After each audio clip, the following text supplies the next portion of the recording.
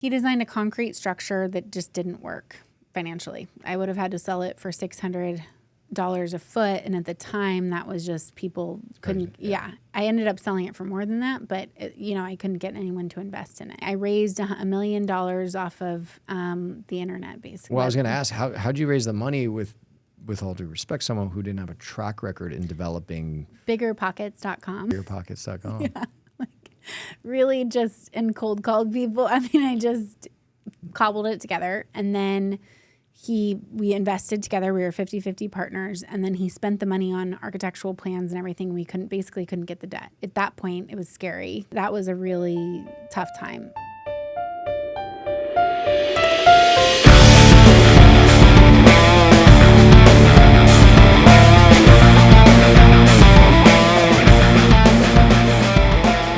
Welcome to the Matthews Mentality Podcast. In this episode, we have the privilege of hosting Meg Epstein. Meg is the founder and CEO of CA South, a woman-owned commercial real estate development and investment management firm with over $1 billion under management. Meg has led CA South to be one of the most forward-thinking development firms in the Southeast by elevating the quality of the built environment and creating opportunistic returns in undersupplied markets and asset classes. Over her career, Meg has received numerous honors and awards, including Entrepreneur of the Year and Most Admired CEO. Megan, welcome to the podcast. Thank you. Would you walk across the atrium over here? This is so cool. A local Nashvilleian. So convenient. Now, real quick, we're going to hear about what brought you out to Nashville from California, right? But so CA South, is it safe to assume that used to be California South? Yes. And you dropped to California? Yeah, because I'm in the South and everyone doesn't like California. Yeah, some of us do. I guess we like the concept of California, just maybe not how it's changed over the years. But we are not here to talk about California. How's everything going? It's good, thank you. Yeah? What's keeping you busy these days? Waddling around in the southern heat, pregnant, 7 months pregnant. Congratulations. Thank you. Market is finally starting to come back, so built a pretty solid development pipeline. So that's exciting. Tell me about the market coming back. Like, what do you think is driving that? I think, not having any construction starts for a couple years, letting absorption, catch up. I think interest rates seem like they're going to be going down soon, or some indication of that. At least we know they're not going up, which was creating so much uncertainty. I think we're getting close to the election, which, always in an election year, invest in the market. Obviously, the stock market just took a tank. For the viewership, it's noon Tuesday, August 6th. Yesterday was a wild day in the stock market. Last week, Jerome Powell came out and said, no rate cut today, but it kind of message for September. So yeah, you're absolutely right. Treasuries, depending on which one you're looking at, are down 70, 80 basis points in the last 30 days. Definitely a lot going on. Mm-hmm. I think construction costs have stabilized or lessened, and so you're just starting to see more things pencil again. Construction costs stabilize or lessen, is that just because demand's going down? Mm-hmm. And I think, the supply chain issues left over from COVID have normalized, less, so much less construction starts, so. That's good. I'm going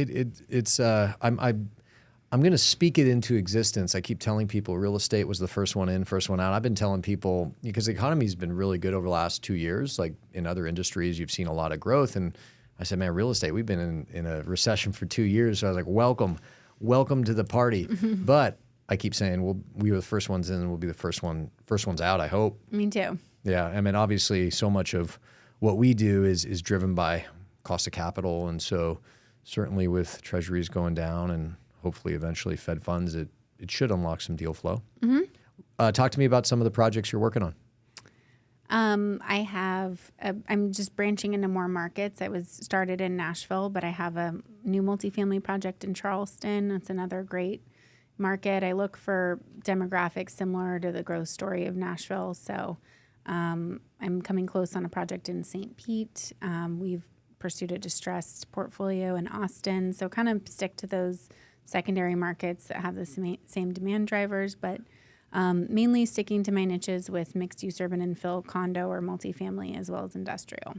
When you're identifying a new market, whether it's Nashville to start or Charleston or Austin, are you looking at population inflow? Are you looking at job creation? Like, what are those drivers that might cause you to be like, oh, that's interesting, I'm going to look there? Yeah, I think initially it's less statistical. It's more just like what I think is becoming cool and what you anecdotally hear about, and then we dive in and really look at mainly job growth and population immigration, as well as cost of living relative to the median household income, those type of fundamentals, and then just pure supply and demand. Like, that's what I was going to say. How much do you weight that, like kind of those drivers, the buzz, the excitement of the city versus the actual existing supply, vacancies, market rent growth, and starts and permits? Everybody looks at those, vacancies and permits and things like that. So you have to weigh that in. But there's always we don't typically stamp and repeat the same project. We've always been opportunistic. So we've done things like condos to start, which is extremely hard to get funded and do, is an asset class, probably one of the hardest. And that's where I started. So we try to build the best project for that location versus, I'm going to take a 250 unit multifamily building and put it in 8 different markets in the Southeast.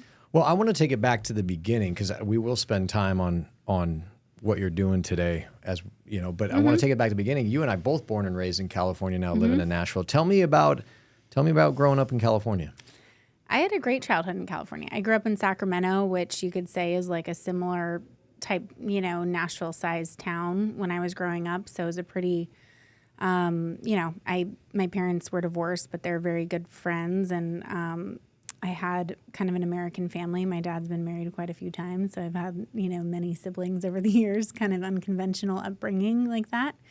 But, great supportive parents of entrepreneurship, very hardworking, kind of come from a blue collar background. I didn't have any sense of investment banking or, getting an MBA or no real estate developers in the family tree. No real estate people. My parents didn't go to college. It was just more of like a kind of normal upbringing. What'd your parents do?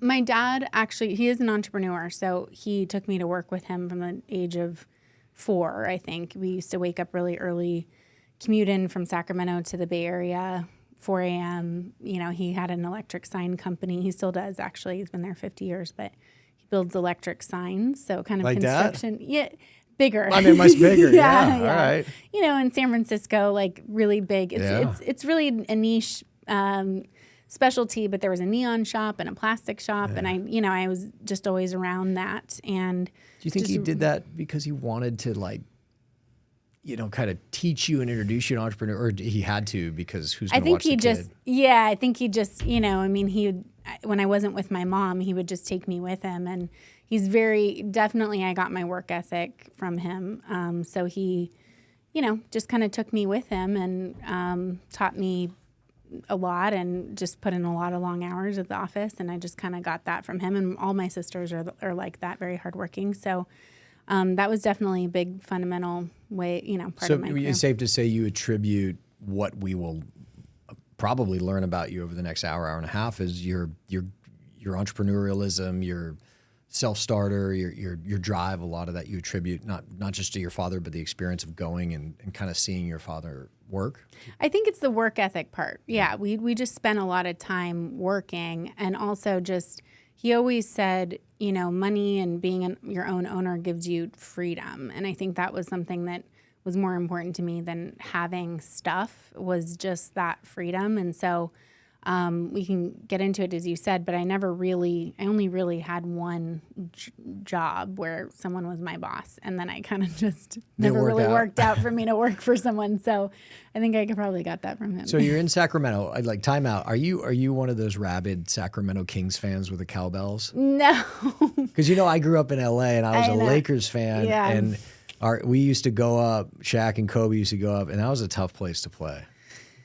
Yeah. It was, it's a different market for sure. But no, I had a very just normal, I was really, one of those type A, like high school, rah-rah, student government, did every activity, had to have straight A's, like type person. Did you have to have straight A's because that's something you chose, or was that something your mom and dad said, you have to do this? I think my dad, I really look at his way of parenting, because you kind of get these like, you hear about these like helicopter parents now that are super involved. Like my parents didn't know where I was applying to college. They were busy with their own lives, you know? I mean, they're great parents, but my dad was working, my mom was working. They were supportive and great, but it wasn't like, it was his sort of attitude was like, you get straight A's, I'm not giving you a curfew. I don't know what else is going on. I just assume that everything else is on track if you have straight A's.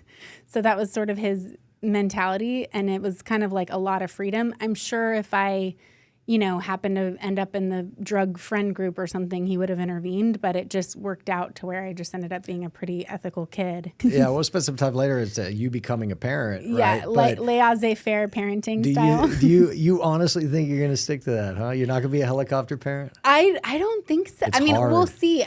Like I said, I just look at my dad for the amount of hours he spent with us, his statistics. I always judge people by what they produce.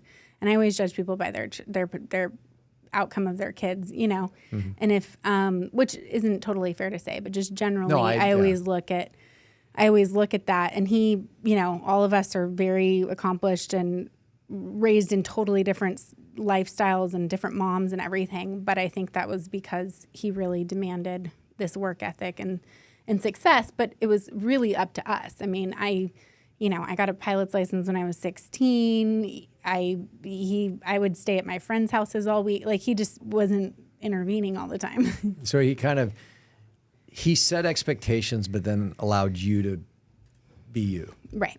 Yeah, I was going to say, because you have an 8-month-old, right? Yes. And you have another on the way soon. Yes, I'm due in 2 months. So yeah, my kids are a little older. It's you tell yourself like, no, I'm going to let them fail, and then you see them fail. You're like, it's so hard to do it. It's like, I want to go fix it, but you have to constantly fight your nature to protect them from harm, and physical harm certainly. Like you don't want your kids to get hurt, but then there's like the mental emotional harm, which is very real, and so your nature is to intervene and stop them, but emotional harm of getting cut from their team or not getting an A because they didn't do the work they were supposed to, those are the moments of greatest growth. And I find myself where I'm like, no, I'm a tough parent, but then like I have to fight my urge, which I'm good at, but like it's there. I'm sure I'll cross that bridge. I'm definitely not there yet, but there's the punishment versus consequences, right? And he was always just more like towards the consequences, never really did the punishment. So you were a very good student, sounds like. You got your pilot license at 16. Tell me about that. It was my senior project. It was something I always wanted to do, but it was just kind of one of these, I've always had a drive, and it was just one of those things I wanted to check off and, really enjoyed. And I still, I don't fly enough anymore, but I probably will a little bit later in life. But it's just a great thing to have. It was a great learning lesson, something I work towards, kind of like how people have a sport. And you did a good job explaining your dad giving you space, but was there ever a moment where he's like, wait, what? You're going to go get a pilot license? No. And my mom, I don't want to sound like my mom wasn't super involved too. I split the time between them, and they were just always very supportive. I think I just don't know a lot of parents that would just give you so much freedom. Granted, like I said, I always ended up in like, the student government overachiever crowd. So it wasn't like they had a lot to worry about. I think if I ended up deviating and doing drugs or something, they would have gotten involved. But speaking of, we're here to talk mindsets and mentality, like the mindset to be a pilot, like I don't want to lead you here, but I assume there was a moment, not just when you're training, but when you're up in the air, that it didn't go exactly as you expect. And when you make a mistake as a pilot, we say life and death, very flippant. Oh, this is life and death. That's literal life and death. I know. And yes. Tell me the moment where that hit home. Practicing stalls is when you pull the plane back and the airflow stops, and I remember hovering in the air and kind of taking a dive, and they don't teach you how to get out of dives in America. They do in Canada, but too many people don't get out of them, so they don't teach getting out of a dive. But when you start entering into a spin, you're meant, you like a car, you would go this way, which sends you further into the dive. So that was very, very scary. But it was, formative. And I think what I learned is it's kind of like what I instill with my career and everything. It's a lot about preparation and keeping, there's a lot, most of the mistakes are human error. It's not usually like you can get away with your engine failing and be in the air for an hour. It's not as much mechanical. It's not. It's usually user error. So I think it's about being prepared and keeping your You're cool. Cool. Yeah, because Yeah. I was going to say some people. I'd like to think I wouldn't, but who knows what I'd do if an engine stalled? I'm up in the air. Some people might just freeze. You know, is that? Have you ever thought about why you didn't, or why you're kind of built to? I think I did that time, but Yeah. after what happens, Well, that's is why your you have instructor. that's why you have the driver ed with you, right? Yeah, exactly. Yeah. But it's your instructor will turn off the engine and go, "Hey, your engine just failed," and kind of it was definitely a good formative like lessons. You know, that was only 16 at the time, but they're formative lessons for sure. Like, what are you going to do? I mean, I've been now in real estate 8 years. We just went through a recession. We're technically still in one. The keeping your cool when everyone else is freaking out, staying the course, being persistent, those things are fundamental in my path for sure. And so, you got the license at 16. Were you ever 17 on a Friday night and took your buddies for a joyride, but just No. a different type? No. Let's pop to Vegas. Yeah, no, I didn't. I've looked at it more now. Because do people really lock their planes? No, no, Right? no. These are, and this isn't like jets or anything. I These know. are like little Cessnas and stuff, but no. So you said you ran for student government. What'd you run for? I think I was the treasurer, but it was just, it was more about, I went to a very big high school, public school. I went to public school all through. What was the high school? It was called Sheldon High School, and we did have a really good basketball player that went to Duke from there. But it was just a very quintessential high school experience with big football games and 4,000 kids, and really tried. I had a really good high school experience, which I know a lot of people don't. Yeah, because a lot of people who don't know California, speaking of which, they view California with, palm trees and the boulevards and the beach. And there's a lot of that on the coast, but Sacramento is in the Central Valley. Yeah, it's agricultural. It's way more like the rest of the country than it is Exactly. like California. Yeah, very middle class. I mean, not, Yes. people don't have BMWs at school, that type of thing. Not like Southern California. So you good student, and I have to cover this. It pains me to cover this, but I have to say, you went to college at UCLA. I'm sorry. No, sorry. It's hard for me. Told you I married a Trojan. It's okay. I know. Hey, I'm happy to hear you married up. Yeah. Okay. This is great. But all right, so you go to UCLA? It was a great, tell me about UCLA. It was a great experience. I think looking back, one thing USC does have is kind of more of a vocational setup, and UCLA is very academic.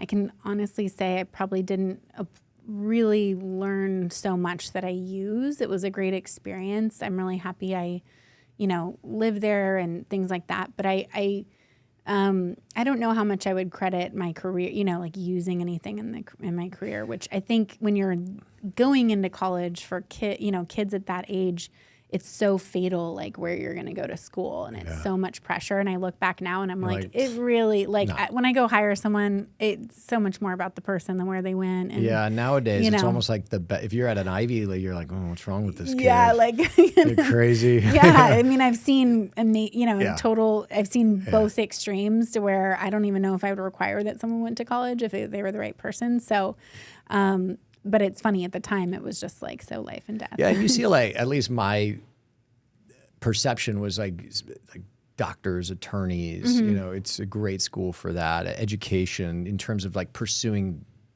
those vocations, but like for business, I know the Anderson School as an MBA is very good, but like I didn't know a ton from an undergrad. No, I would say, I got my job from running around the perimeter, going into Bel Air and Beverly Hills and looking at projects. That was pretty much the closest. Listen, that's the one place you guys got us is location. Yeah.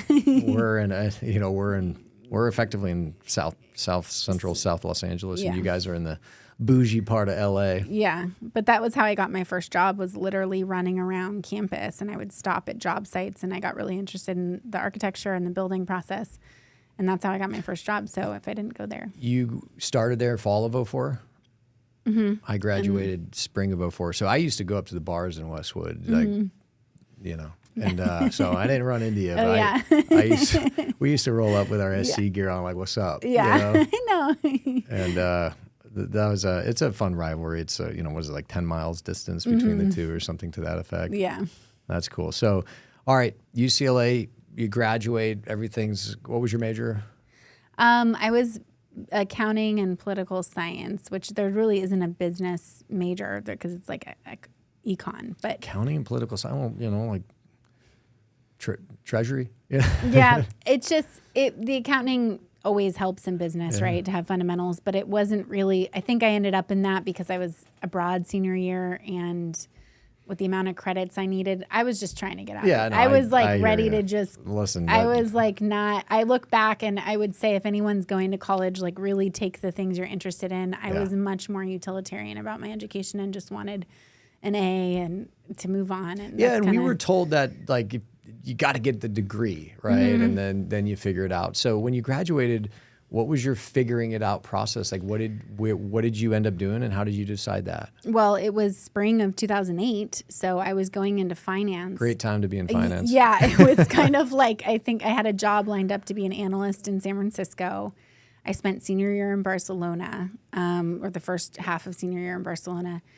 Completely got infatuated with architecture and just decided that I wasn't going to do the finance thing, which was lucky because I'm sure I would have gotten laid off. And so I was kind of going that more conventional route, and then got a job, talked this general contractor into hiring me build these mega mansions in Beverly Hills and Bel Air, and ended up on a job site with like 50 guys. And Safe to say that was your introduction to real estate, right? Mm-hmm. And, construction. And just making sure I heard you, would you say your time in Barcelona, is that what they call it? Barcelona? Barcelona, the architecture there is very stunning. Is that kind of how you... I think so, yeah. I also was just kind of old for my age, I guess. I wasn't, all my friends were partying a lot in Barcelona. I'm a super morning person. I had a really hard time with the lifestyle there because people would just go out at like 1 or 2 a.m., start going out. They go to sleep at 7 and wake up at like 1 p.m. Right? Yeah. So, I felt a little lost, to be honest, by then. And I was getting ready to graduate. And, a lot of my friends were kind of going into the consulting conventional route, and they had a bunch of coworkers, and I just was sort of struggling. And so I just kind of took a leap, and I got this opportunity. He said, do you want to come work for us? And it was so different than what my friends were doing. I was eating off a taco truck every day. I didn't have happy hours or and this an is office as a or project anything. manager on construction sites for mansions in Bel Air. Yeah. Yeah. And I love the architecture, and it's so much harder than what I do now building one of these homes because you have you have the personalities of the people. That's the hardest part. But then you have a million consultants that go into it. It's not like you choose one light switch that is in the whole building. It's like you have Christmas tree lighting consultants and, beehive consultants. In West LA, you definitely have these. Yeah. In other parts of the country, not so much. I know, but it was so intricate. The Lakers gym consultant building the gym. It's just this whole scene thing that was really interesting. My brother and sister-in-law built one of those in West LA.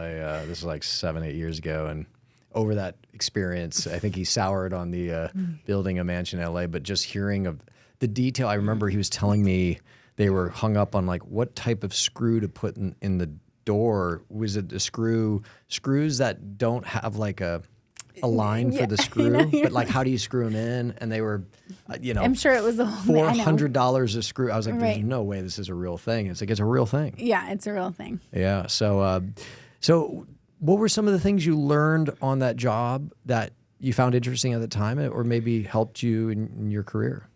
I think just, building fundamentals, of course, like actual construction, grading, like reading plans, the basics of sort of development, what I do now for sure.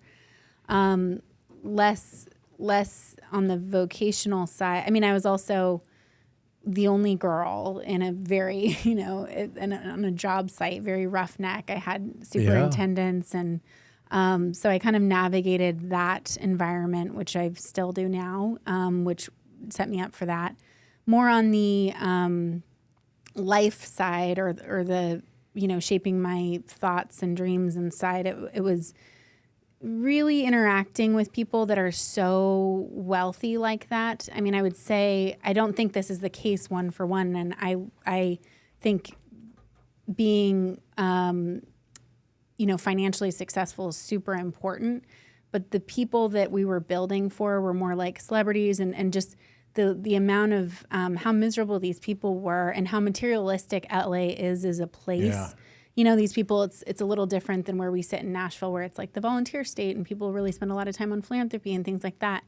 So I saw from a very young age people that, how they lived separately on different wings of the house than their kids and wife. And, just this weird family dynamic that, it always stuck with me. Like you have to kind of have a deeper purpose. Otherwise it ends up being just this materialistic wasteland. And you weren't from that, no. How you grew up. And so it was probably a little bit of a shock, right? Yeah, I think it's like everyone would be like, oh my gosh, that's so cool. You're building a house for whatever. And it sounds super glamorous and there's so much money but it's just not, when you're really in it. And so you can see that kind of behind the curtain. And it really makes you cognizant and aware of like, what you want to be important in your life. Mm-hmm. Yeah. And that, again, we're generalizing here, but that segment of the population or that part of the country, it is the overwhelming culture in a way. Mm-hmm. Yeah, that was. I didn't spend a ton of time, but when in college I did internship in Hollywood, and that was my experience. Just being around as a super successful, but just very aggravated people. Mm-hmm.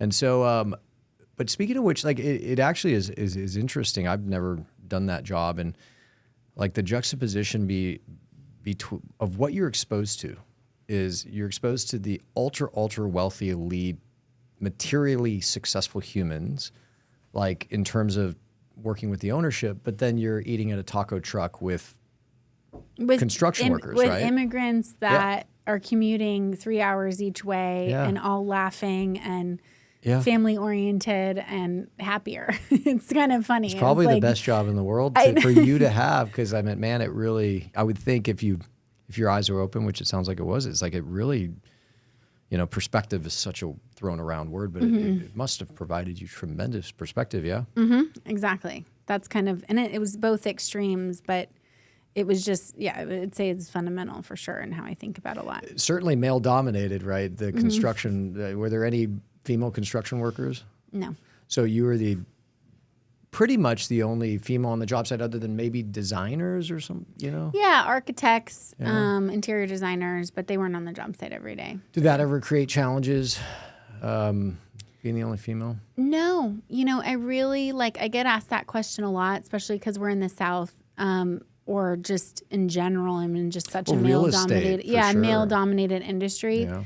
And I've never, besides when we're at a cocktail party and someone just assumes my husband is the or they start talking to my husband about real estate and he's like, I'm not, besides that, in terms of a chip on my shoulder or something, I can honestly say I've always felt, it's almost like an advantage. I've always felt so welcomed. I think because I have been ambitious and I obviously know what I'm talking about, I can hold my own, but I've never felt discriminated against or judged because I'm a woman, or I've never felt like that my whole career. So I think that's something to be said, because I don't know if that's the case for every woman that's in my position. That's great to hear.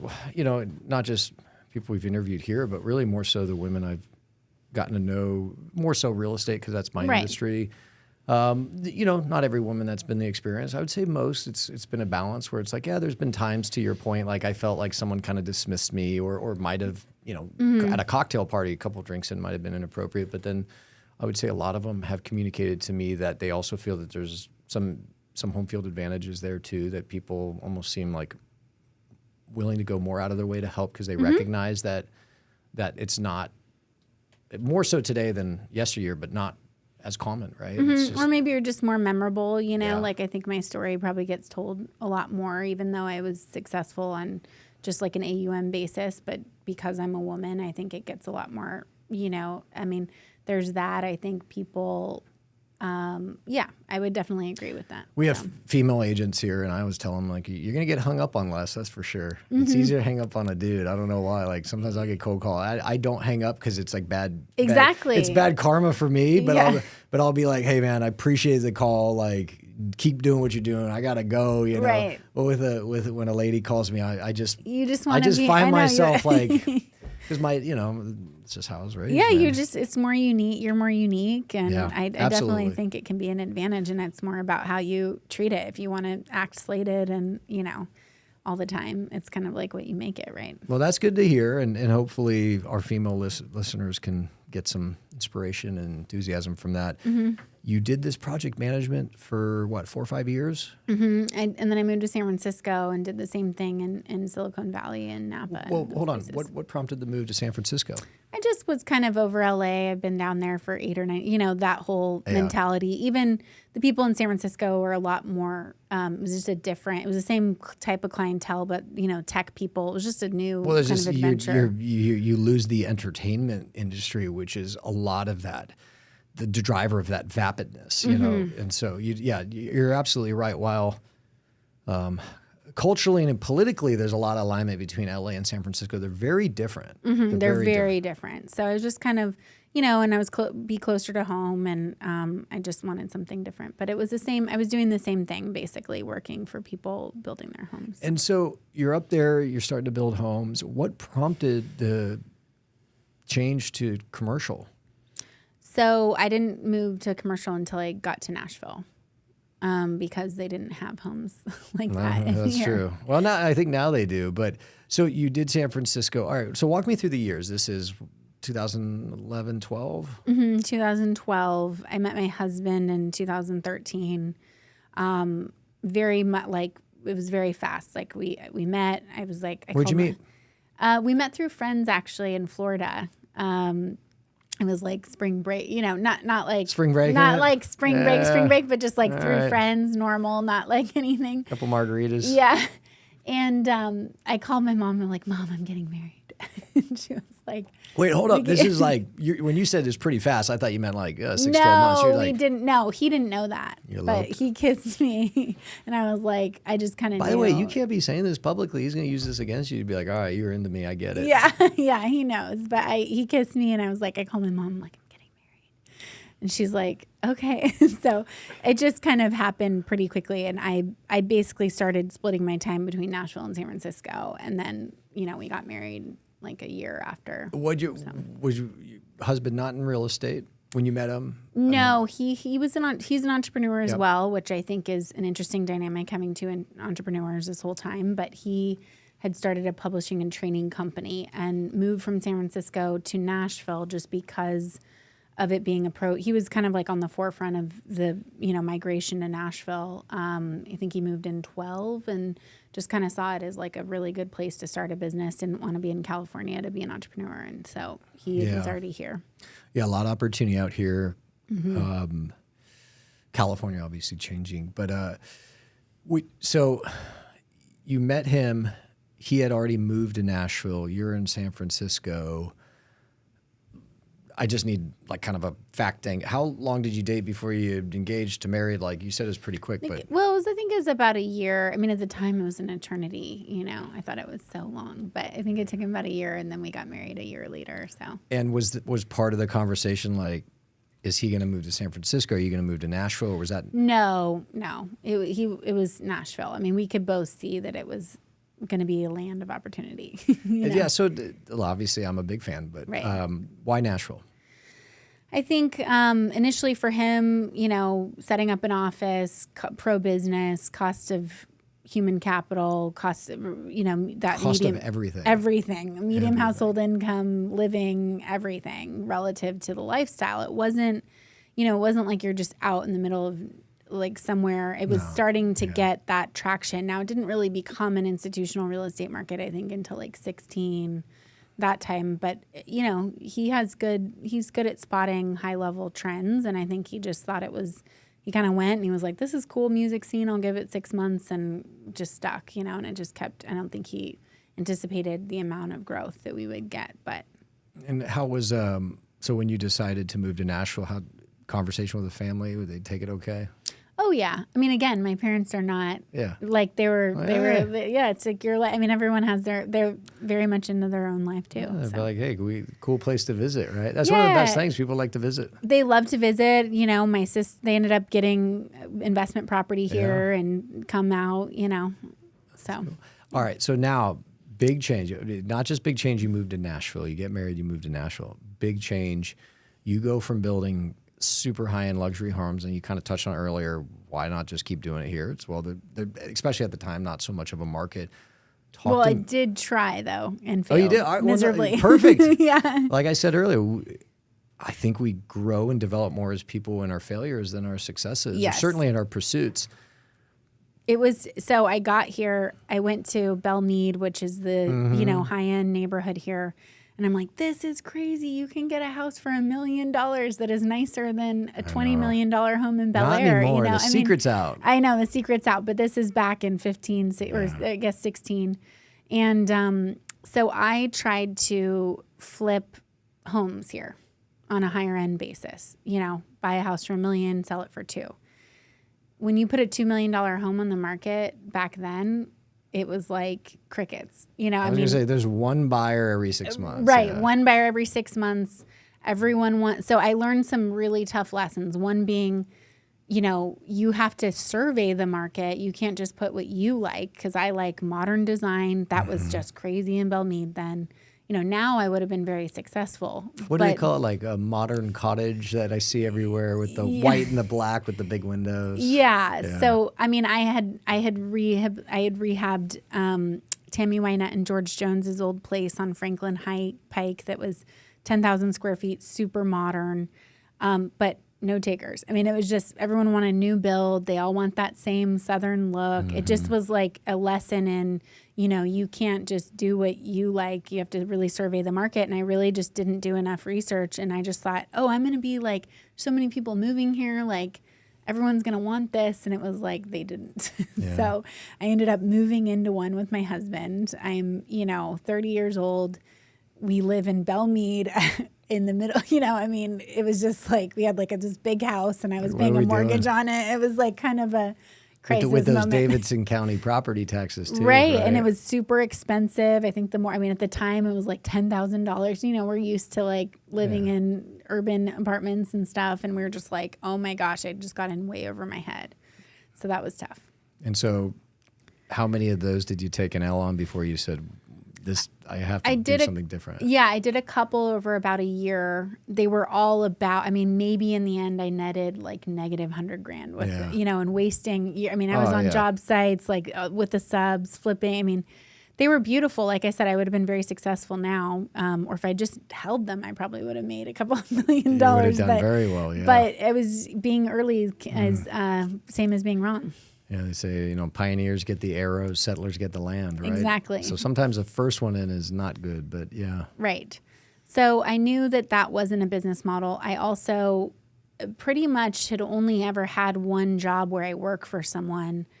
And I just got through that. And even though it was extremely hard, I just couldn't imagine like going back and like getting a normal job with like a boss and like a 9 to 5, especially here. Yeah.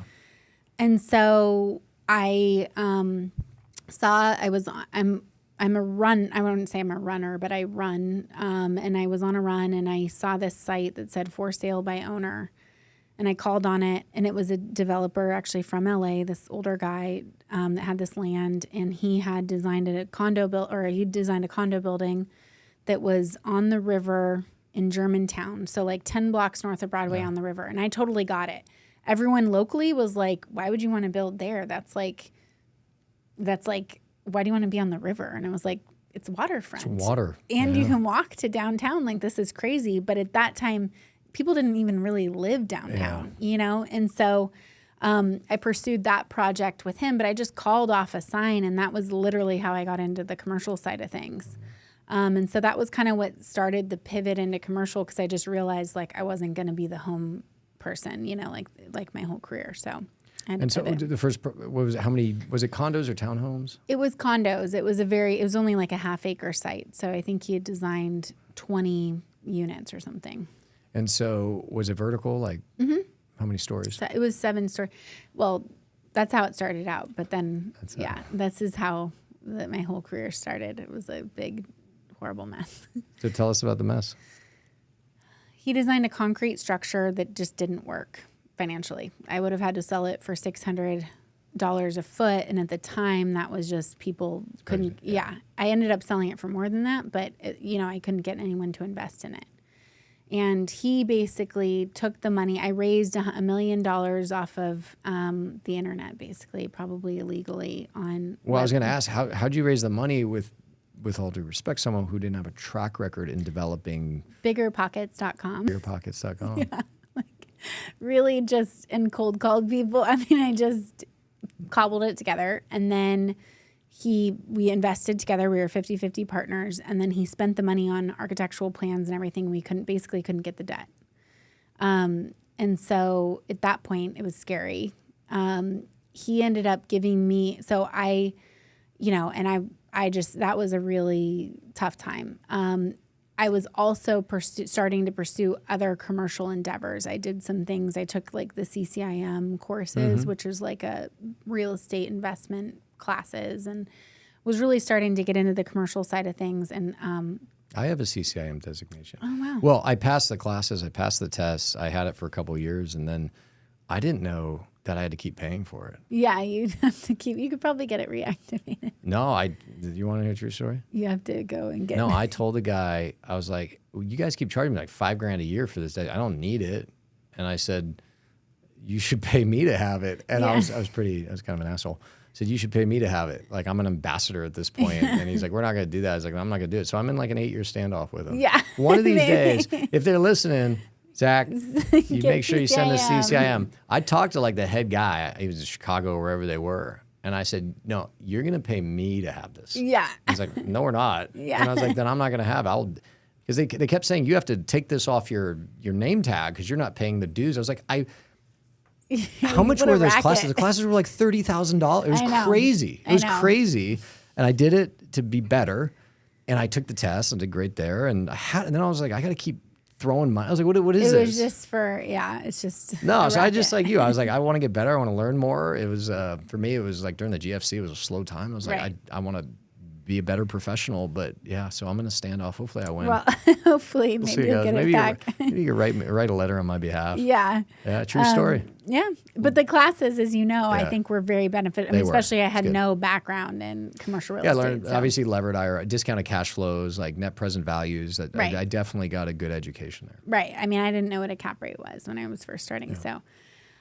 So I was starting, and then I found another project kind of at the same time that was a condo project with an architect builder who I ended up partnering with. And again, just kind of cold called. Like just literally going on Google, like real estate money, like real estate investment, like just called people. I actually got my first investor off the CCIM directory. Yeah. They have a directory, and I called hundreds of people, and this guy finally gave me my first investment. So, and was this kind of before these, accredited investor kind of crowd raise sites? Mm-hmm. Like, definitely. Yeah. So yeah, because the bigger pockets, that was the first deal. Yeah. The second one, it was just like an actual fund. This guy had a fund, but he was like on the boutique side. It was Nashville was just starting to be cool. It was like 2017. So he was my first real investor that kind of took a chance on me and got started. So tell me, it must have been nerve-wracking to whether it was, on the internet with your first through Bigger Pockets or your first, like fundraise, like pitch, right? Going in there and saying, here's why you should give me hundreds of thousands, maybe millions of dollars, and knowing that they'll likely say, well, what have you worked on before? And you're like, some high-end homes in LA. Like, how did you overcome that fear, right? And how did you mentally get to a place where you present yourself with confidence and authority to get someone to a place where they're like, okay, here's some money? I think one aspect of not being in commercial real estate at all, or being in a real estate family, or even understanding anything about commercial real estate, is that I just didn't know that like normal concepts like, oh, it's really hard to build condos or do development or get anything out of the ground, or that you have to put in 10% normally as the sponsor. Like, I didn't know any of that. So I didn't really have a lot of preconceived notions about how hard it was going to be. So it's like ignorance is bliss. Ignorance is bliss. So I just kind of was like, oh, well, this is great. And I'm offering you something. Like, Nashville at that time was such a good old boys circle. Like, I would look at, I started getting involved in the community and networking, but people were like doing country club deals, and they had their they had their blue blood investors, and, they do pro formas on a Word document. It wasn't like an institutional product. And I was like, hey, I'm offering you investment into this really cool market, and there's not a lot of other people doing that right now. So that was kind of my thesis. In terms of track record, I leaned on my partners, my architect builder who had built things, and kind of loaned his track record to get over that hump. But you'd be surprised about how, especially at that time, I don't know if it's because Nashville was just so like buzzy, like how much people didn't care about that. Now, like, oh, I could get into Nashville, let's go. Yeah, like now I have much bigger institutional investors, and when they want to see exactly how many deals I full circle. They're asking questions. Hundreds of millions and all these things. But now it was just at the time, and these weren't, my first deal was like $20 million. It wasn't like $100 million. It's still a big deal, man. 20 million is 20 million. Yeah, it's true. And so how did that first deal work out? You had kind of, you touched on it briefly, that you had spent some money on these plans that kind of came back and you're like, we can't even do this. And you said it was a very, I think you said scary time or stressful time. Oh, it was very scary, because then at that time, the investors are going, hey, what's happening with the project? Why isn't it breaking ground? And I was kind of like, hey, I'm going to bring the investment side. You're the developer. And he was very old and basically just antiquated in a lot of his practices, and was like, hey, I'm really sorry. Like, if you want to take this land, I'll give it to you, because he owned the land outright. Wow. So he basically probably gave me the land for, $1.5 million under what it was worth or something. And so that you then had to become the developer. I had to become the developer. Okay. I actually never wanted to be a developer. Yeah. I wanted to be a money person. Yeah. Treasurer. But yeah, I always liked the financial stack, right? And but my architect builder on my other project I had mentioned, thankfully came in, looked at it and said, listen, like, it's going to be too expensive as concrete. We're going to have to frame this. So go stick over podium type construction. Basically I had to get to a very low place to deconstruct in my mind what I had already come up with as a deal, throw away millions of dollars in plans, scrap it, step out, and just totally start fresh. And basically recapitalized the whole project, got him out, and then it ended up being, it was a great success. But I learned a lot, about easements, and it just seemed like everything could have gone wrong. And then I sold it. By then it kind of rode the market up, and it was very forgiving. So it ended up being great. But. Right, yeah, rising tide lifts all boats. But do you remember what the returns were to your investors? I think they were about 40 to 50%. I'm not a mathematician, but that sounds good. Yeah, it was great. But like I said, it was just really good timing. And at that time, Germantown wasn't Germantown. And then while all these delays were happening, the stadium got built, all those the Stockyard apartments went in. So the jail got demolished. Like, all these things kind of happened in my favor. I think you make your own luck, but it was still very lucky. I'm going to lead you here. Like, how satisfying was it to not only have gone through something difficult and achieve success, overcome adversity, but also to have returned significant profits to your investors? Yes, it was very rewarding. I remember getting to the end and being very proud of that. But it was, I had to navigate these conversations for years, and it was a whole thing. Were there any investors who were really kind of hard on you in the middle, when at the end, when you sent them that final check, where they said, hey, thank you or? Well, the first tranche of the guys I had like commingled, just not commingled, but I mean syndicated. There were some that I did end up buying out when I recapped it, and I think I gave them like a 12%. But I was like, you should stay in, and some of them didn't, and it ended up being obviously a lot more profitable. And so Did you I call was them and say, like, "I told you so"? I kind of did. I wanted to. It was like, you didn't believe in me. Yeah, but some didn't, and that's it. You're like that athlete who wins a championship. Like, they didn't think we could do it. We shocked the world. Right. No one thought we could be here. Against all odds. Against all odds. Yeah, exactly. So It's like one of the best human motivations is convincing yourself everybody doubts you. Whether it's true or not, who knows, I think so. I just had to. I mean, it got to a point where, it was getting real. I was like, I have no idea how I'm going to get out of this. Like, it was scary. That was probably the first terrorizing moment. I always find it funny. It's like the Kansas City Chiefs won the Super Bowl. Like, no one thought we could be back. It's like, you were the number one seed the entire, everybody thought you were going to win. Like, what do you, Meg, were the underdog though. Like, respectfully, the odds were stacked against you. Right.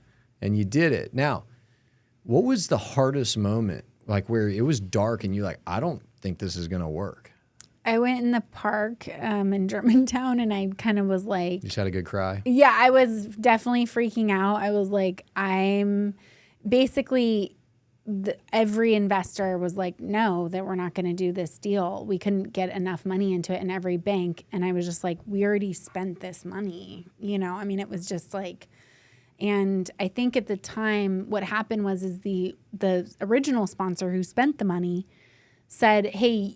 you can have the project. I think he sold me the land for like $500,000. It was probably worth 2 or 3 by then.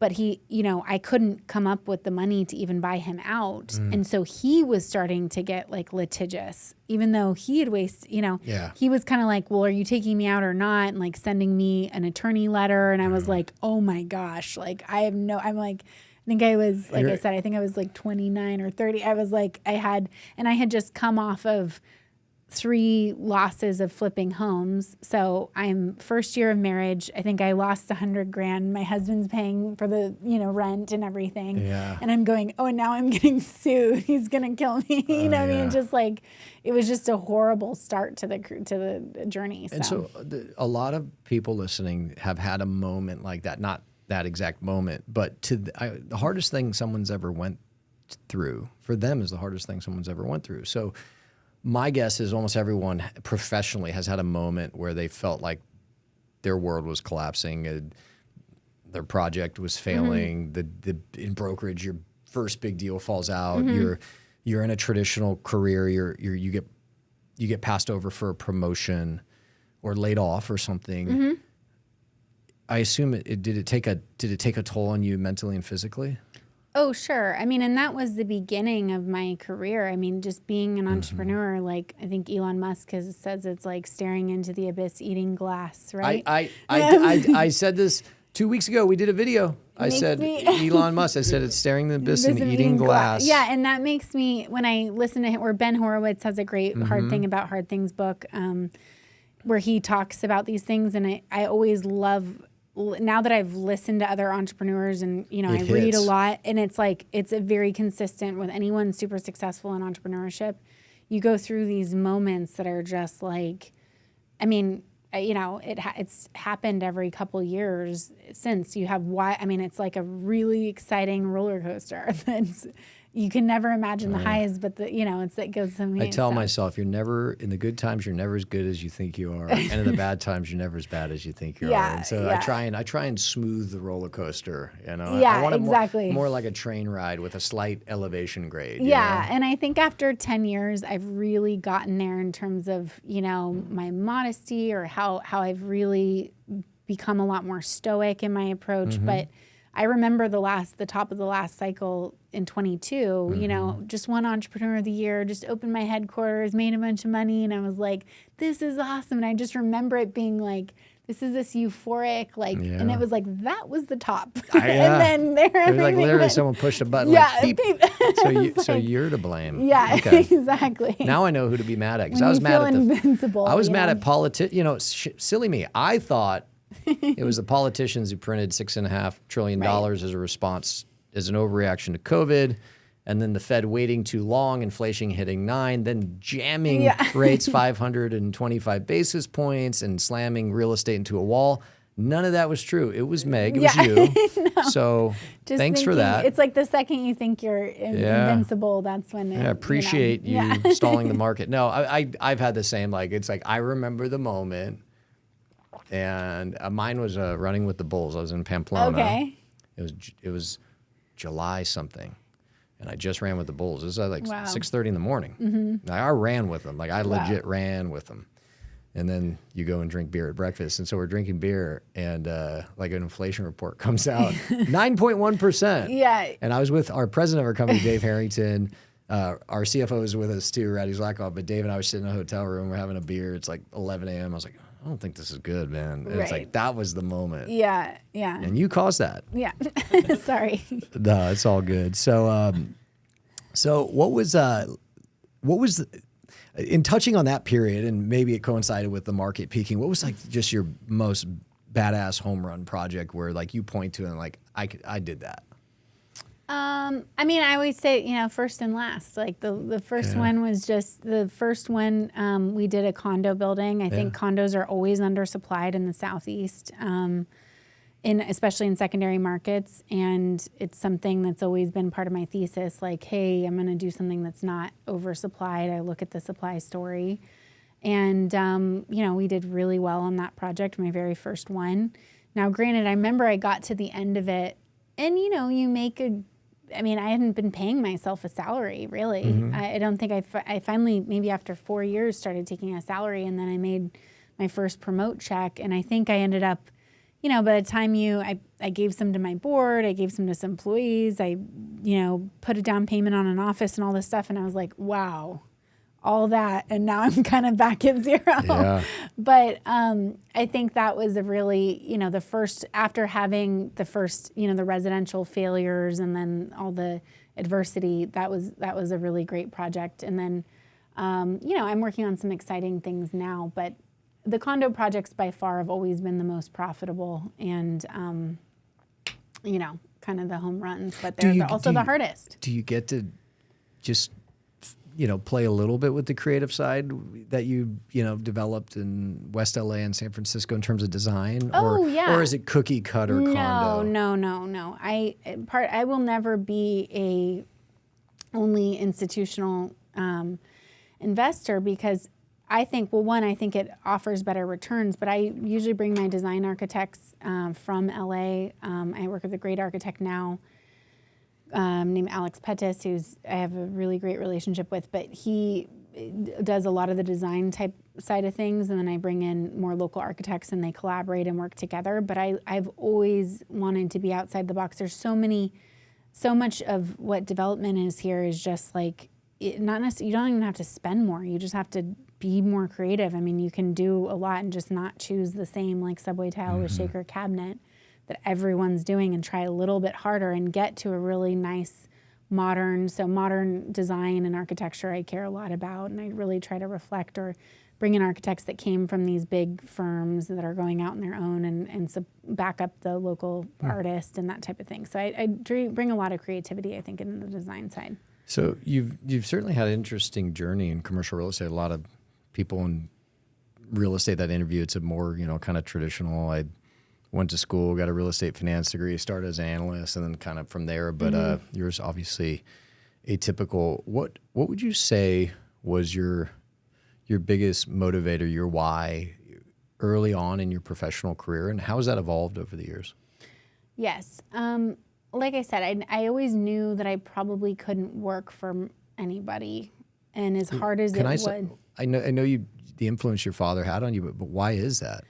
I don't know. It was like when I got that first job working for the general contractor, it was fun and exciting, but like 2 years in, I was already, and I look back and I was already like, I had renegotiated these wrap insurance policies across the portfolio.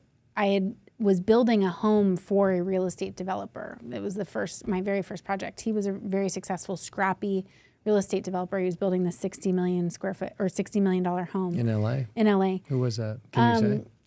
I can't. No, don't worry, but you wouldn't know him. He's just an attorney, I think you'd be self-made surprised. accounting. Okay, well, We'll talk offline. Yeah, he's but that he was he kind of mentored me, and he just would do these brilliant things like set up these crazy insurance policy to where the subs were paying him for insurance and it was a better policy. And so I learned a lot about this, and then I went and implemented it across the whole company, and I was like telling the boss, and I think I made like $60,000 as a project manager or something at the time. And I went to the CEO of the company and I was like, I did all this and you're going to make millions of dollars and I want this and that. And I was like, I think I was like 24 and I was like, and he was just like, okay, like. That's your job, is to help the company make more money. Yeah. That's why you get and paid. I was just sort of this, you're like an early millennial, right? I'm a There you millennial. go. Yeah, I was very I was entitled and Shame on you. Yeah, I just kind of was like, I just knew from a young, after that experience, I was just like, I'm just never gonna make it. Like, it doesn't matter what I can do at a company. Like, you're just never gonna get enough, right? So, it does. It's just you're trading upside for consistency of income. Right. Right. And I think that's what, quote unquote millennials, Gen Zers, anybody, I think that's what a lot of people fail to realize is that you got to do you, which you've done, right? But if you're going to take a salary, that's fine. But your responsibility is to put the company in a much better position, save it millions.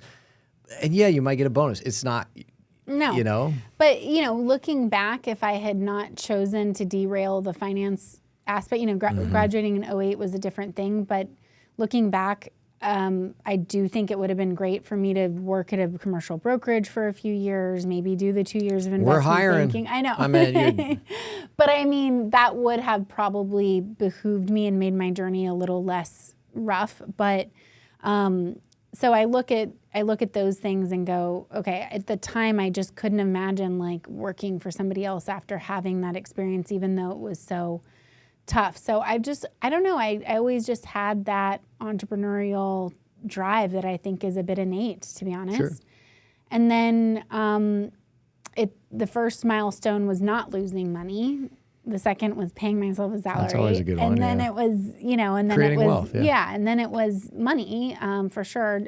But I do think because of that early experience, it kind of felt like a bell curve. Like when you get to a certain point, and my husband and I have both worked really hard to get there. Once you have some basic life security, it does become a lot more like, okay, now what are you going to do? And really turn my attention. Like we've always had a big philanthropic kind of purpose, just because I think I've been so weary of just becoming self-involved where your game can't be accumulating things. Like, because you saw that. Yeah, you saw it. And I've been in a place where we've had, multiple homes or whatever, and it just ends up being a total pain. And, then you have to hire someone to take care of it. And it sounds super cool, but it ends up actually being a total pain. And so now I'm just at the point where, I want a nice home and I want to be able to travel, and I spend a lot more on convenience and help. You want a home and a garden, right? Yeah, and you spend a lot more on help and convenience and things like that as opposed to stuff. But and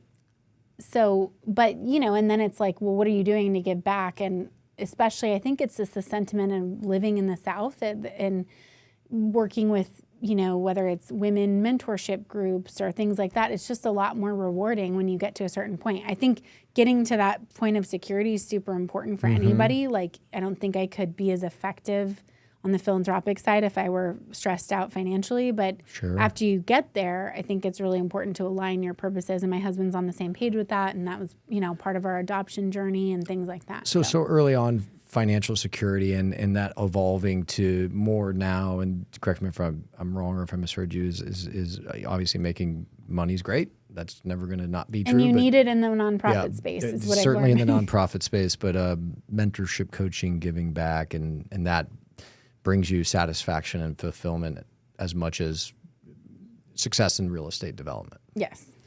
Now, obviously changes in your personal life. You have a 8-month-old and another on the way. Tell us about, first one, adoption. How'd that come about? Like, was that something you guys always wanted to do? It was. So my husband, at the time, we were both entrepreneurs when we got together, very self-involved, millennial, entitled, wanted, not really, but, wanted to just be, we were just super career oriented. I think Buddha said, know thyself and nothing in excess. You've already told me how you eschew materialism, and now that you know thyself, you're one with the Buddha. But it helped when my husband and I were both entrepreneurs. We were just very work-focused. I mean, for the first 5 years of our relationship, we were very career oriented.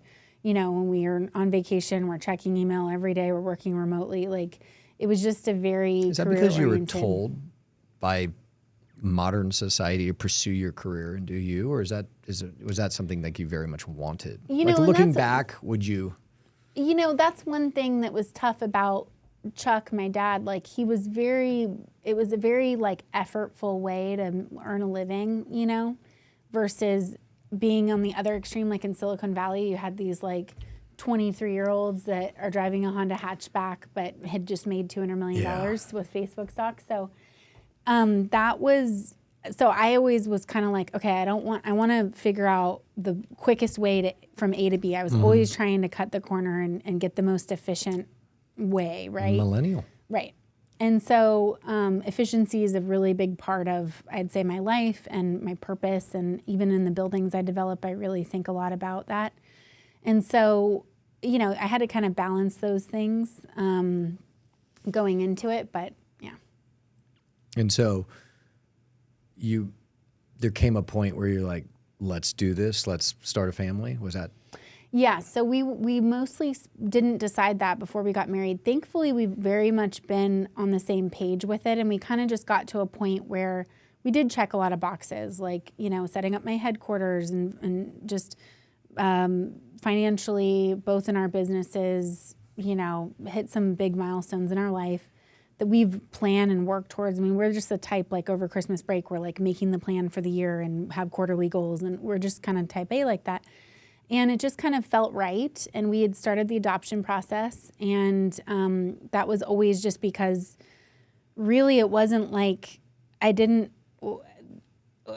we sort of think of it like a real estate development project with like a budget and a schedule and a timeline. And like, we just never, we always wanted to adopt. I don't know. I always wanted boys. Like, that was one thing. I always thought it would be really cool. I'd kind of connected with people that I would find out later were adopted, and I just thought it was like the coolest thing. And I didn't have a big. We've been around a lot of boys being in real estate. That's for sure. And I was always like had a lot of guy friends. Yeah, I always had a lot of guy friends, and I just kind of thought, well, we wanted to delay so we could be more established. Like, my husband's over, he's 43, I'm 38 now, so we really wanted to kind of get established and then have a family. And so we knew adoption would be a great option. We always liked the philanthropic end of it, and so we started that journey, and it just kind of happened quickly. And so one thing I did leading up to that was starting to compartmentalize my time pretty severely, because I think as an entrepreneur, you can just end up working all the time, as I'm sure you know. Like, it's kind of this indefinite thing. But I would read books like Dan Sullivan's 10X is greater than 2X and things like that. And I would notice that if I was in my office and I left at 2 or I stayed till 6, all that happened would people just come up to me more and ask me more things. And if I left, they would kind of figure it out. And so I started really compartmentalizing my time a couple years ago, and really, only really trying to keep the highest and best use of my time and valuing my time. Because, that's all we got, right? Right. It's pretty much all you have after that point. And so I would block out and work on, nonprofit stuff or other projects during that time and leave. And it was kind of my window for the family dynamic that I have now. So I kind of have that time back for kids. And so you entered adoption, you get the call, and what is the timeline, not necessarily from the start of it, I know that can be long and very complicated, but from the moment you get the call to the moment your son, Hank, yes. Your son Hank is at home with you.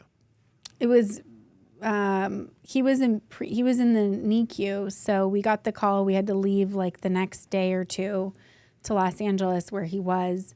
We were in the NICU with him for probably like 2 weeks, and then during that time, I have nothing. I mean, I have not one diaper. So I'm Amazoning a bunch of stuff to the house and trying to get set up for him in Nashville. And then he gained enough weight to where we just got on a plane and came home. Thankfully, my mom came and, helped me because I was like, I have no idea how to do this. So in a span of less than 30 days, you go from yeah. high-achieving, successful entrepreneurs who are like, yeah, we want to adopt. We're just waiting for the call to baby. Yeah. And sometimes NICU, one of my kids spent some nights in the NICU. It's brutal. But at home, Amazoning diapers. Yes. And so you hear so much about this. And especially like it's election season. So childcare and working mothers is always a topic. Like talk about the challenge. And it's a little different because you are an entrepreneur, you're your own boss, but like how do you balance those things? They're really tough. Yeah. I mean, I think especially, I can't imagine being a single mom. I mean, that's like hands down to these women, that end up making that go right. I know a lot of them working 2 jobs. I know. It's crazy. But I think it's really just like I mentioned, I just think my husband and I are very much on the same page, which helps, but we both are very, just organized. And I've always tried to have a very proactive approach with everything I do. And I think if you're on the defense with kids, it ends up setting you up for kind of just feeling like you're constantly coping. And so, we got ahead of that. We have great childcare, which we had to scramble together, but we have we're very fortunate to have that support. But again, it was sort of like, people always are like, oh, but you're so lucky. And I'm like, yeah, but I planned that out for like 10 years. And like a lot of people have kids younger. And I was like on my email at, like I was like an insomniac for like those years, like working from 2 a.m. to 5 a.m., so it's like I made those sacrifices to kind of to set ourselves up, and we, just made it part of the plan. But here we go, Zach. Ready? When you were building your business, you talk about emailing till 6 a.m. It doesn't sound like you had a lot of work-life balance in the traditional sense. Is that safe to say? I would say that, but I did spend a lot of time on, like personal improvement. I mean, I always made sure to stay in shape. It just was never turned off, which is something I've really learned now that I'm, kind of older, is just, it's how important it is. When you're an entrepreneur, you just, I constantly felt a sort of drive or guilt if I wasn't working. And now if I take off, like I try to not work at all on Sunday, and I'm so much more relaxed. I sleep so much better. That really turning it on and off is a lot more important, to where there were years where it was just like a constant, like never stop checking my email from, 4 a.m. until like 9 p.m. at night. I'm going to give a little plug for a business that I don't own, and they don't pay me to say this. A buddy of mine, Joey Odom, is a great broker. Used to have to compete against him. I definitely won more than I lost. Just want to put that out there. Great guy. He's in Atlanta. He's a founder of this company, ARO. And it's like this box. It's a really nice box. Came in the mail like a week ago. I bought it. He didn't even send me a free one. So how good of a friend is Joey? I don't know. But so you put it in, and then there's an app, and it measures the amount of time you put your phone away. It's being thoughtful and being present. I got 4 kids, right? Right. And we discussed this. And, it's just making sure you put your phone away. Then it's like a gamification, who can rack up the most points putting their phone away. So it's pretty cool. Just, since we're talking about like putting the phone down and being present, especially with 1, soon to be 2, and I'm going to tell the audience, you told me you want 4 kids. Yes. All right. Yeah. So I don't care what plan you make. I know. I think it was it Winston Churchill said 95% of plans don't survive first contact with the enemy. Yeah. Your plan will not survive 4 kids. I know. So just get ready. We were very lucky with our first one. He's a great sleeper. He's very calm. I think we're going to be disabused of that. My first one was great until they're not. Yeah. Right? And so, you use the word coping. You're going to be coping soon. Yeah, I know. Right? I know. Right. I'm sure. But we're ready for it. I mean, I feel like, I'm going to laugh. I feel like we're ready. You know what? You're not ready, but you're always ready. It's like people say, oh, I'm going to wait to have kids so I'm ready. I said, you're never going to be ready for it, which means you're always ready. Right. So, no, I remember when we got the adoption call, I feel bad. I was like, but I have NMHC is in San Diego, and like, we had our trip to Charleston planned. Like, that doesn't really work. And Yeah, so Stephen was your like, plan was blown up. Yeah, and Stephen was like, we're going to Los Angeles tomorrow. You have to change Stephen all sounds the like a plans. good dude. Yeah, he's I great. like Stephen. Yeah. All right, so what does the future look like for CA South? Like, if you had to project out 10 years, like, what do you see yourself working on, and factor in these 4 children, that you may have, because that's a lot. Yes. I think, I've learned a lot in the last cycle just in terms of how I want to grow. We grew really quickly last time, like team-wise and footprint-wise. I think we're starting to see development happen again. I think now, having done 9 or 10 projects, I know a lot more about, if I'm going to do development, because of so much that goes into it, it better be a slam dunk home run. So I'm very concertedly building my pipeline for development. I think we'll also include more of like an investment management on like value add acquisition side. Okay. I think we'll be in more markets. Like I mentioned, we're already in Charlotte and Charleston, Huntsville, but continuing to expand out that footprint. I think I want to grow, like, personnel-wise, keep a smaller team of kind of assassins is what I've leaned towards, versus having, like, more of a sprawling employee base, just because of how hard it is to do development. And I just think I'd rather leverage more consultants and keep my inner circle pretty tight. So that's kind of something the way I'm thinking about it. So kind of more of a high caliber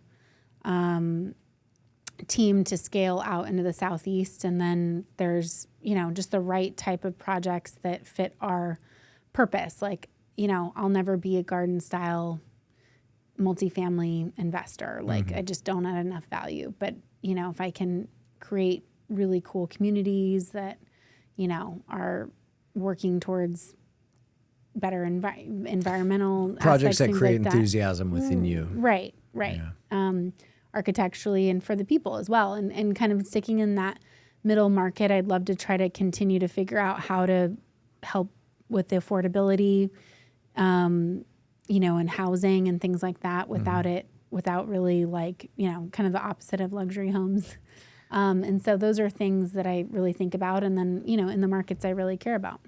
I always say the best way to create affordable housing is encourage developers to build housing. I know. And as we see here in Nashville, they'll build a lot, sometimes oversupply, and what happens to rents? They come down. Right, exactly. And it's yes in my backyard. This is when I go out to California, I spread the gospel, and they'd look at me like, that doesn't make sense. I know. They keep wanting to limit we're builders, gonna make it impossible to develop, but we'll put on rent control. Right. That will solve the problem.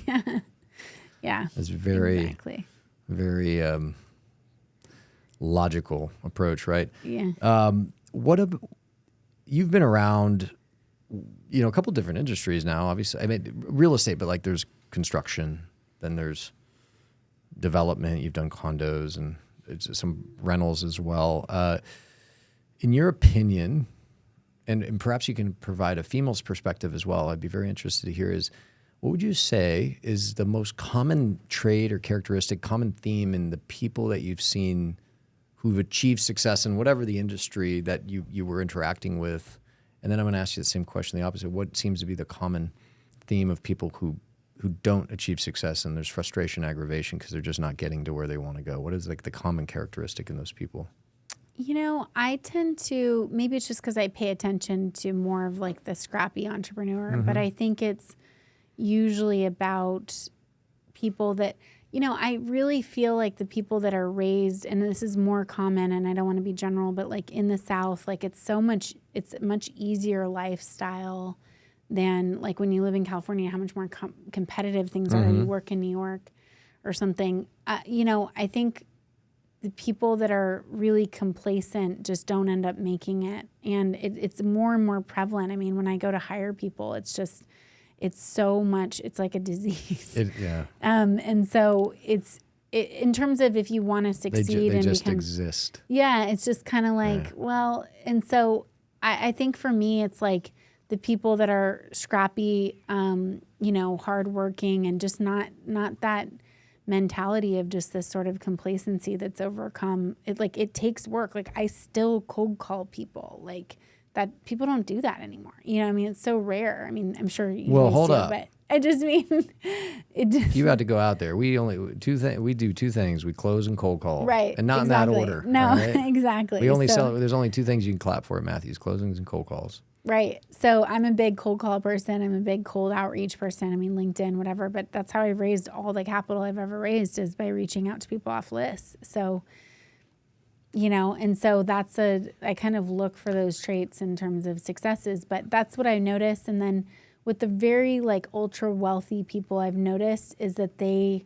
this is just sort of more anecdotal, but it's like money is very real to them. And I don't want to say they're like penny wise or pound foolish, but they know exactly where their dollars are. Like all those really wealthy people I've worked with, or my investors in family office, it's like they're really paying attention to the small amount, like the dollars. Whereas I think when you do like $100 million deal, it's easy to overlook that. But I've really learned on the due diligence side and everything to be a lot more detail oriented than a lot of CEOs. It's easy to be like visionary and be like, oh, this is going to be the best project. But it really has to come down to, you know, dollars and cents. Looking back and looking forward at your professional career, but this is kind of, I want you to describe you as a person. Like how would you describe your mentality, your mindset, how you approach things?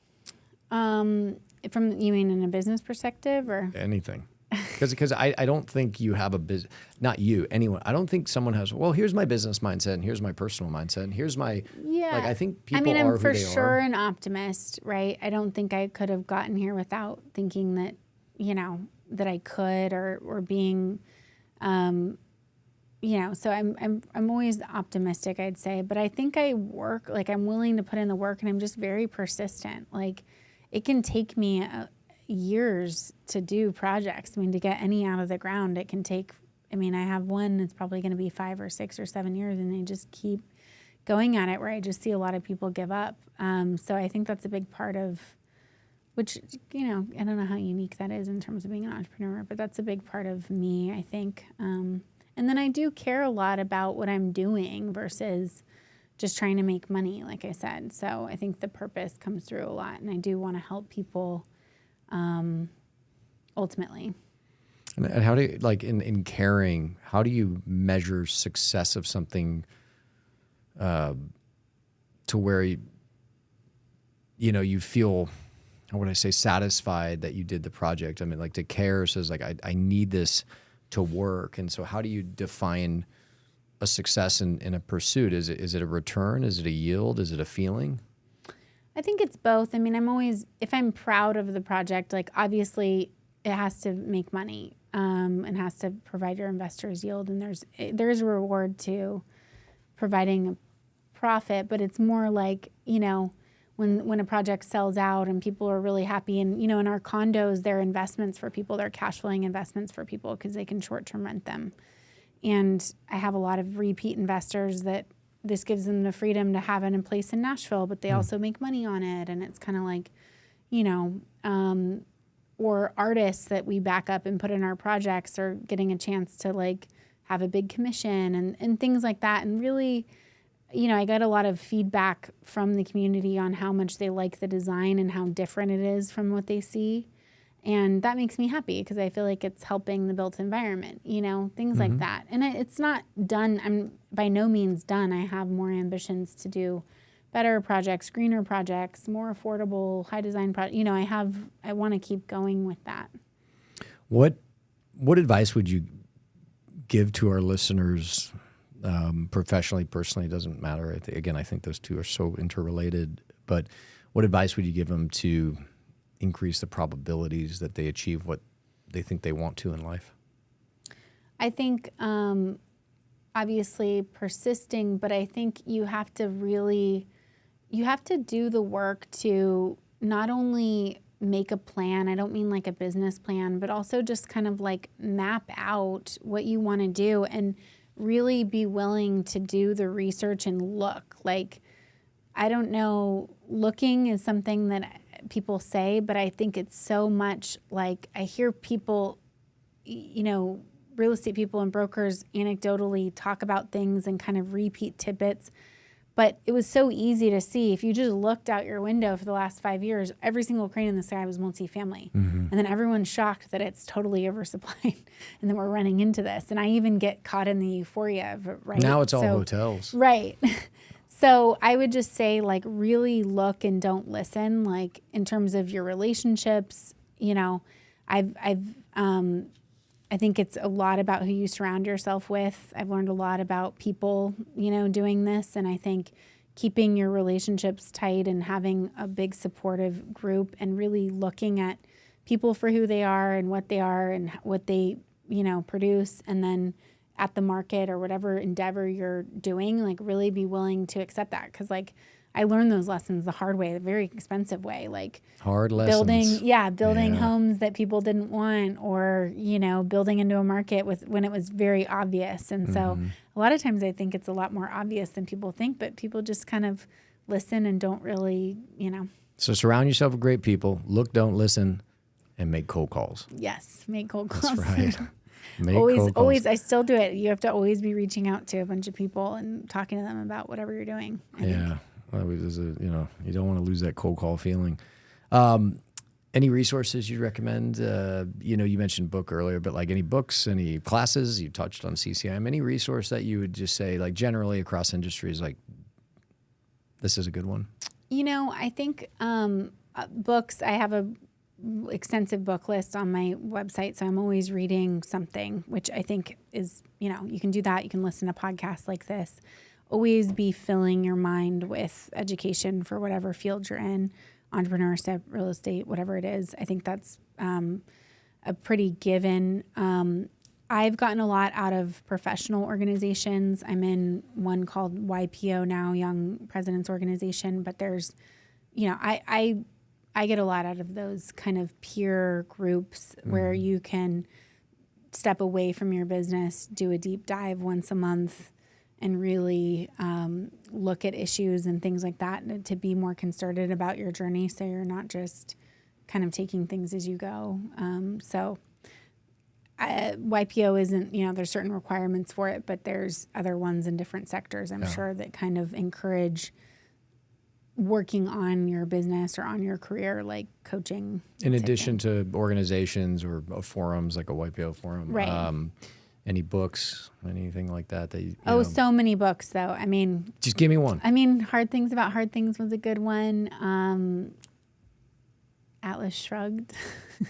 No way. I mean, just going old This school. is my favorite book. Really? Yeah. Yeah. I mean, that's pretty fundamental for me. It's probably why. I know a lot more about you now. That's funny. Who's John Galt? Yeah, exactly. I mean, I just read stuff all the time right now. I'm reading a great, I could look. I think I've recommended Atlas Shrugged to every agent who's ever come through Matthews. There's probably a couple thousand. I think 2 have read it. It's the first 300 pages are tough. I know. And then it rolls, but yeah. But I think it's especially in today's times. I was just going to say, for our time, I think for it's our time important. today, it's very important. I think, at least for me, it changes your perspective and how you view a lot of what's going on. Exactly. That's a good one. Last question. If you were to give your younger self any advice with the magical P word of perspective, what would the advice be? Oh, gosh. Don't do luxury homes in Belmead. Yeah, don't do luxury homes in Belmead. I mean, No, I think, I really wouldn't change a lot. I think I would have honed my journey a little differently. Like, I don't really have any regrets. I really don't. Like, the big things that mattered, I got right, like my marriage and Nashville and commercial real estate. But I think I got complacent and grew a little too fast in the last cycle, and I didn't stick to what made me successful, which was scrappiness, looking, really keeping the fundamentals in check, which I've gotten in check, obviously, but it just grew a little too fast. I think that's a normal thing. I think a lot of people experience that, and I think good times. Yeah, it's hard to be hungry when your belly's full. Exactly. So Right. just kind of, yeah. And then when things change and a market corrects or recession or whatever you want to call it, it's the other phrase I use is necessity is the mother of invention. And all of a sudden you need to make changes. You need to course correct. You need to do things differently to be successful in a way that before you didn't have to because it just the market was taking care of you. You invent new and better ways to run your business, and you carry that into good times again, hopefully soon. And then we get complacent again. This is Right. I don't think the cycle. I'm going to try to keep it in, but it kind of goes back to like working with all those ultra successful people. They always keep in their bottom line and not, get too fat. So. Yeah, I hear you. Well, I can't thank you for coming. Can't thank you enough for coming on the show. And I love having locals here, especially transplants like us. So thanks again. This has been fun. Great. Thank you for having me. Appreciate you.